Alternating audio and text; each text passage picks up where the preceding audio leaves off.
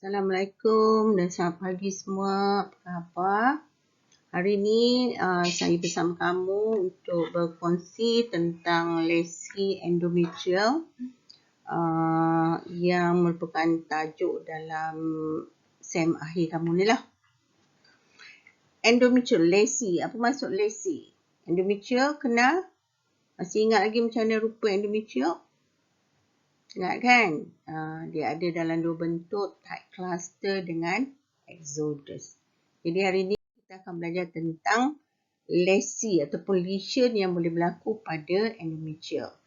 Ya, sebagai pengenalan kita pergi pada anatomi endometrial. Dia merupakan lapisan yang menjaga persekitaran untuk pembesaran fetus. Sebab kita tahu endometrial cavity dia duduk atas dekat endospical canal tu di dalam. Ya, biasanya bila berlaku persenjawaan fetus akan membesar di situ. Jadi dia dilapisi oleh sel kolumna dan dia punya lapisan-lapisan endometrial tu dipengaruhi oleh hormon estrogen, progesteron. Kalau dia makin tebal tu maknanya dia banyak estrogen. Okey. Kalau period tu maknanya dia dah nipis sebab estrogen dah start naik, period pun keluar. Okey, fisiologinya maknanya pada fasa proliferatif semua wanita akan merembeskan mukus berair yang banyak ya. Kenapa? Sebab pada fasa proliferatif ni mukus tu tujuannya untuk memudahkan perjalanan spermatozoa. Dan bila spermatozoa masuk, dia akan terus pergi mencari ovum lah kan. Jadi sekiranya berlaku persenjawaan, jadi fetus tu akan melekat dekat dekat endometrial dan dia akan membesar di situ. Jadi bila dia fetus ada kat situ, dinding epithelial tu menjadi lebih tebal. Dan kadang-kadang kita nampak ada plak. Apa tujuannya? Untuk menghalang kemasukan organisma. Supaya organisma tu tidak mengganggu pembesaran fetus. Okey, kita pergi tengok pada definisi lesi endometrial. Lesi bermaksud perubahan patologikal terhadap tisu badan. Ya, lesi endometrial merupakan satu keadaan patologikal yang berlaku pada lapisan mucosa uterus. Kehadiran sel endometrial dalam pap smear dia bergantung kepada satu pusingan haid. Yang kedua, teknik sampling. Kalau doktor nak tengok endometrial tu ada masalah ke apa, akan buat aspiration. Maknanya teknik sampling aspiration endometrial, jadi dia terus pergi kat kawasan tu, dia ambil sel kat sana. Ataupun kehadiran endometrial pada fasa luar fasa. Ni kalau wanita tu dah menopause, dia pun nampak ada endometrial. Bila kita buat pap smear, the screening ada endometrial. Tu menunjukkan endometrial tu out of phase. Jadi kita perlu laporkan dalam laporan Bethesda tu. Kena beritahu dekat kawasan komen tu endometrial cell present. Wanita tu dah menopause. Okay, sebab kehadiran sel endometrial dia boleh jadi benign, boleh jadi malignant. Jadi pada kadang-kadang berikut yang benign ni ada 1, 2, 3, 4, 5, 6, 7, 8, 9, 10. Ada 10 keadaan kehadiran endometrial tu adalah benign. Ya, kalau wanita tu ada masalah dia punya pusingan haid dia tidak regular. Kejap datang, kejap tak datang, datang sebulan, 3 bulan tak datang, 6 bulan tak datang, setahun tak datang. Itu maknanya menstrual irregularity. Kalau ambil pap smear boleh nampak endometrial anytime. Okey, terapi hormonal. Kalau wanita tu ada masalah tentang kesuburan, dia akan menjalani terapi hormonal. Dia juga boleh menyumbang kepada kehadiran endometrial pada pap smear anytime bila kita ambil. Okey, endometriosis. Endometritis ni akan diceritakan dengan lebih lanjut dalam slide yang akan datang. Keguguran, wanita yang keguguran kita boleh nampak endometrial. Wanita yang menjalani kuratif. Kuratif tu satu prosedur di mana kalau wanita tu dah keguguran, doktor akan cuci rahim, dia dipanggil kuratif. DDNC lah. Okey, IUCD, pakai alat dalam rahim. adenomyosis akan diterangkan, endometrial polyp, endometrial hyperplasia. Ni adalah 10 keadaan di mana kalau endometrial hadir dalam pap smear dia benign. Sebab apa kata benign? Sebab kita tahu wanita tu ada polip, wanita tu ada hyperplasia. Kalau dia hadir pun sebabkan masalah ni. Tapi kategorikan dia benign. Okey.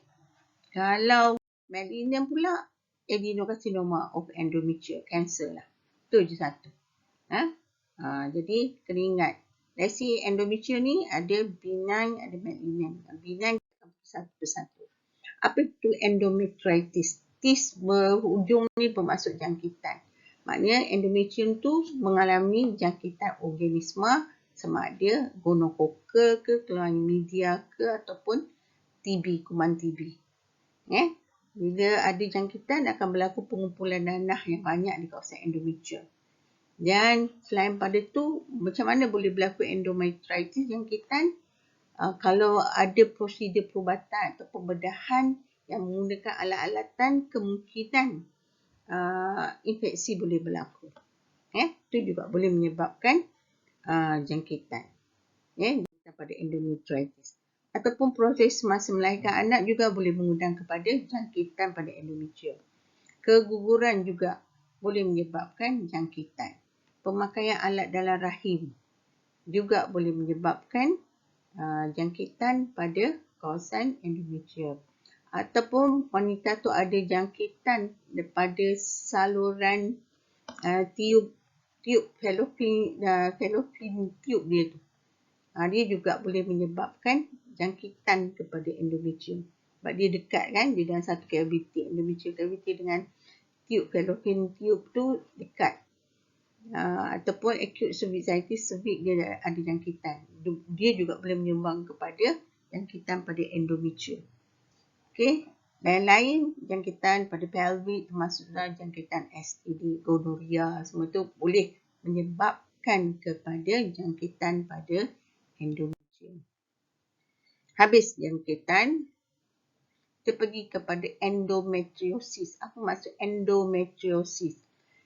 Dia satu keadaan di mana tisu endometrium yang biasanya tumbuh kawasan uterus, tumbuh dalam ni, dia tumbuh di luar kawasan uterus. Boleh menyebabkan rasa sakit, pendarahan yang banyak, yang irregular dan ketidaksuburan. Wanita tu ada endometriosis, dia jadi tak subur. Kat kawasan mana endometrium yang patut tumbuh dalam ni, dia tumbuh kat luar? Biasa kawasan pelvic, kawasan luar uterus, ovari, bowel, rectum, bladder. Semua boleh tu. Patut dia duduk tumbuh kat dalam, dia tumbuh kat luar. Itu jadi endometriosis. Okey. Apa simptom dia? Kalau wanita tu ada endometriosis, kita akan nampak jangka masuk. Wanita tu sakit sangat panjang. Maknanya dia memanjang sakit. Kalau period nak datang tu, hampir kat 2 minggu, 3 minggu dia sakit je. Menyebabkan pelvic cramp, kejang kawasan pelvic dia. Maknanya boleh dirasai selama seminggu atau sebelum menses. Maknanya sebelum menses tu dah sakit dah. Masa sakit semasa dan selepas hubungan seks. Maknanya kalau dia ada endometriosis, bila dia bersama pasangan dia sakit. Biasanya kalau sebabkan dia pendarahan yang berpanjangan lama, bila darah banyak keluar ke apa, dia menjadi lemah. Dan dia diikuti dengan sakit semasa buang air kecil. Ada premenstrual spotting, maknanya sebelum nak menstrual tu dia nampak keluar darah-darah sikit-sikit lah, spotting.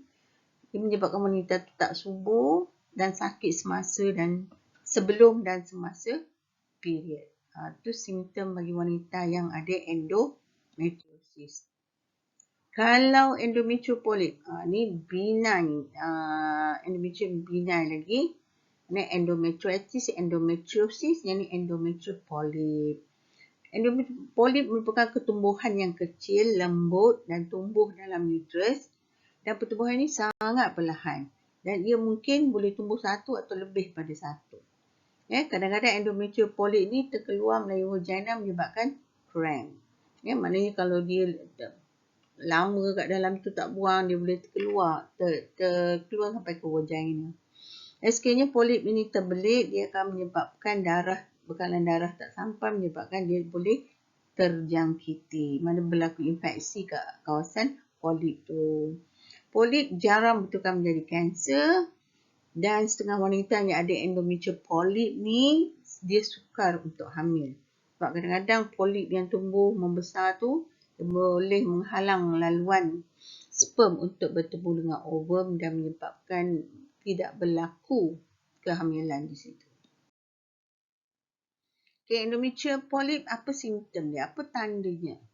Ya kan? Ada setengah wanita ada simptom, kadang-kadang tak ada simptom. Tapi simptom yang boleh kita lihat adalah spotting between menstrual period, pelvic cramp, heavy atau prolonged menstrual period, bleeding during hormonal therapy.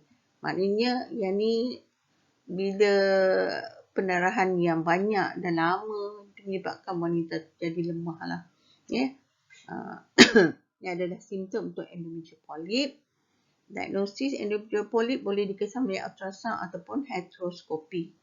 Ultrasound hysteroscopy adalah satu prosedur di mana teropong ataupun skop dimasukkan ke dalam uterus untuk melihat polip.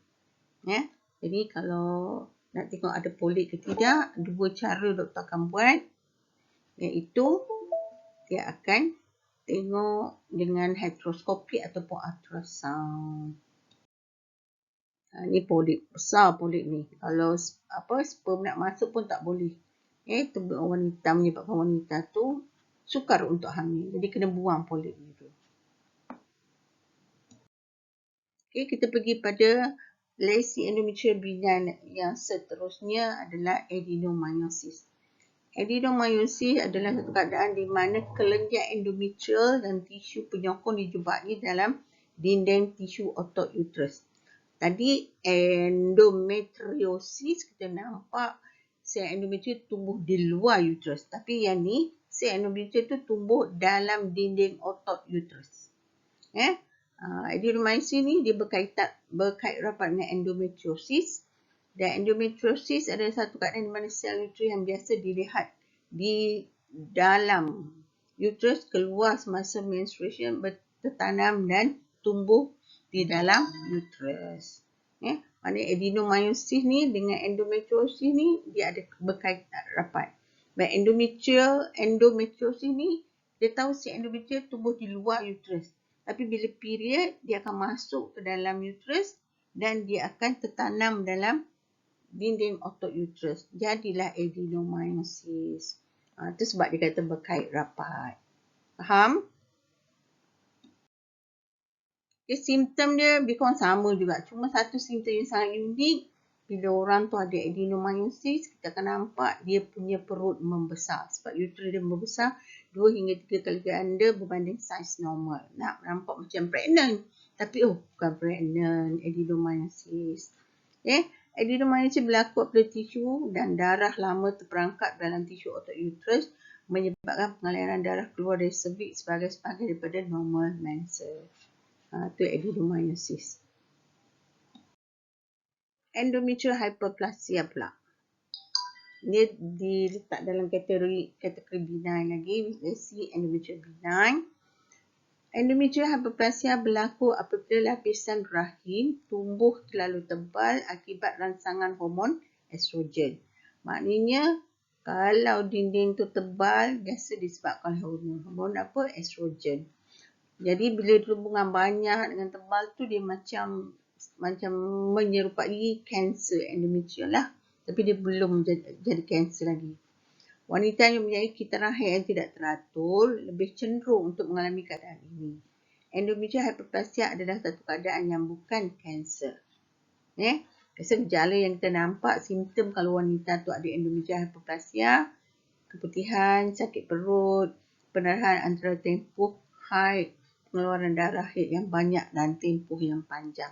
Mana bila heavy bleeding dengan prolonged bleeding ni boleh katakan ada pada semua lesi endometrial benign.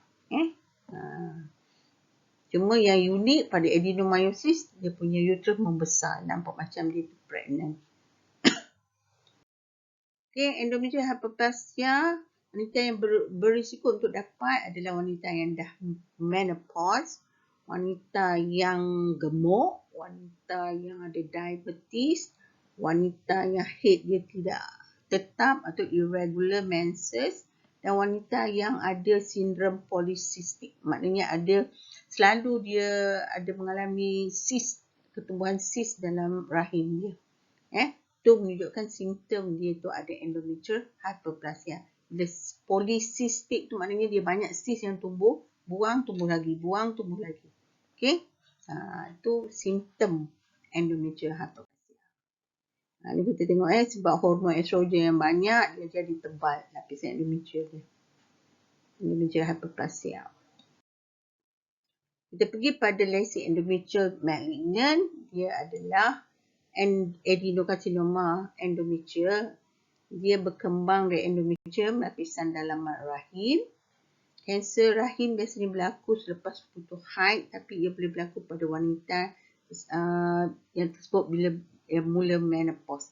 Maknanya kalau kanser cervix, biasa kalau adenocarcinoma endometrial ni commonly berlaku pada wanita yang berumur atau wanita yang menopause. Kalau wanita yang muda-muda, yang 45 tahun yang tak menopause lagi, biasa kanser cervix jenis squamous. Kalau glandular endometrial ni biasa yang dah menopause. Perdarahan bujana yang abnormal merupakan gejala yang paling biasa kerana perdarahan itu merupakan simptom awal. Jadi wanita menopause, tiba-tiba ambil pap smear, banyak tengok ada endometrial, background berdarah, kita kena laporkan sebab dia adalah satu simptom yang sangat signifikan, dia boleh dapat endometrial carcinoma. Wanita yang mengalami gejala menopause dan pengambilan HRT dinasihatkan bertanya dengan doktor untuk menilai risiko kanser. HRT ni bagus. HRT ni hormon replacement therapy. Dia bagus untuk menegangkan kulit wanita yang dah menopause, menyebabkan dia punya vagina yang kering tu jadi lembap. Jadi, tapi pengambilan HRT ni, maknanya HRT ni ada hormon estrogen yang banyak. Kalau estrogen ni dia ambil tanpa kawalan, dia boleh menyebabkan kanser. Jadi, kalau nak ambil HRT, kena dapat nasihat dan pengawasan doktor. Kalau tidak, nanti nak lain mula-mula nak jadi cantik, nak jadi tegang, lalu dapat endometrial adenocarcinoma. Okey. Ni kanser dia. Tengok. Tebal. Dia proliferate banyak sel-sel kanser. Okey. Darah ni lah ball population. Itu sahaja untuk lecture hari ini. Okey. Jadi, dalam lesi endometrial, kita ada lesi endometrial benign, ada lesi endometrial malignant. Benign ada 10.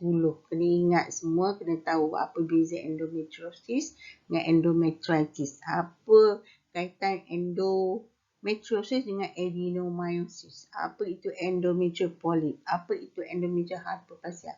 Kena tahu satu persatu. Soalan essay biasa akan tanya ni. Dia tanya apa itu endometrial, apa dia punya simptom. Jadi you all kena baca lah. Kena dengar banyak kali apa yang saya rekod. Okey, itu saja. Kalau tak ada apa-apa, kita stop. Kita sampai sini sajalah dulu. Okey, kita jumpa lagi. Assalamualaikum.